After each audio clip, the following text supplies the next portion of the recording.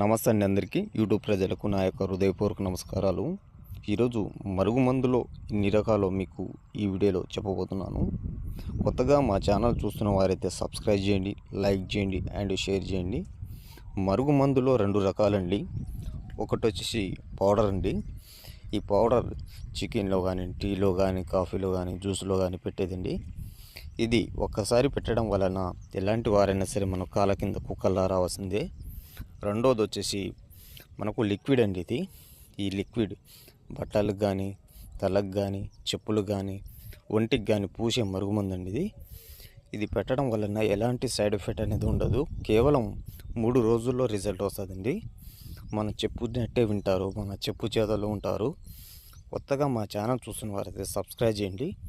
దీంతోపాటు వశీకరణ పూజ అనేది చేయబడను. గురుగారిని సంప్రదించే నెంబరు స్క్రీన్ పైన ఉన్నది.